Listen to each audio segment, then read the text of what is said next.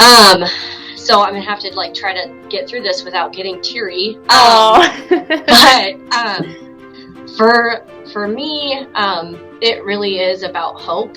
I, with all of my being, believe that 95% of our kids are cognitively capable of learning to read at grade level if we provide them with the appropriate and sufficient, explicit, and direct instruction. And I really do believe that the science of teaching reading provides hope for our students. It means that nearly every kid would be afforded the opportunity to know the joy and to feel the success of being able to read, and that literacy would genuinely give them hope for a better tomorrow. My passion and love for literacy, my passion and love for reading, just as a reader myself, going through school, it was not something that came easy to me. So just, really enjoying teaching children and just giving them the gifts and the keys to life. Like, that is what literacy is. I mean, it is the skill that all other skills depend on. So when you think about education, and also kind of providing that for our most needy readers, but then also providing that now for our teachers and how they can, support. I consider it like the drop a die in the water, spreading all the information to them, and really helping them to be the best that they can be to help the students, with literacy.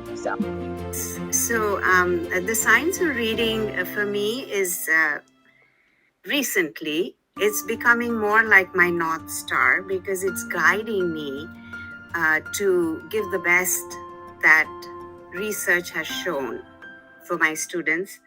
And also it has made me really more intentional and is giving me more confidence, because now I can feel like, okay, this is what I'm doing and I'm not really wasting that time. It's going to be right for them because, I've learned over the years that some things that we do may not necessarily really lead to good teaching. To me, the science of reading meant like myself and practitioners in the classroom, they are empowered to help the students figure this out.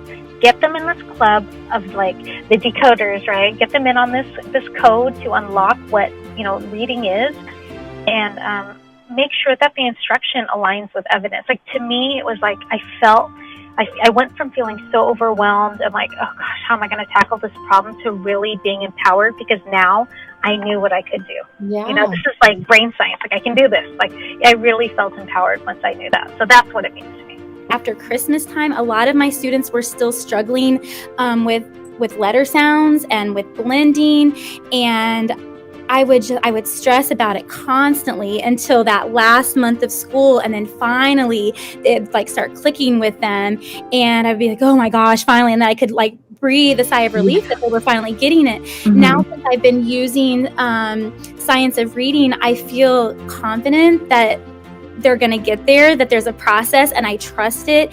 And now, I mean, we're here 2 weeks before 2 or 3 weeks before Christmas, and I've got kids like reading sentences and phrases, and they're excited about it, and I'm like, and I know it's like very little phrases, but it's giving me the confidence that I know that they're getting to where they need to be. When I started learning about just a completely different approach, I mean, it started answering all these questions that I was asking as like a brand new first grade teacher of like, okay, so what order should I teach these high frequency words in? Or what order should I, and no one could give me those answers.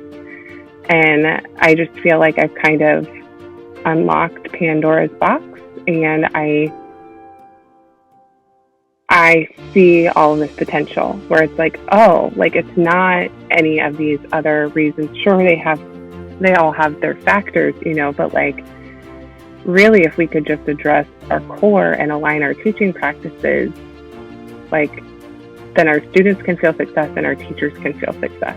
Like I just think success breeds motivation, and I want our classrooms to feel that. But if they're not reading, right, like to me, that's like the greatest civil right.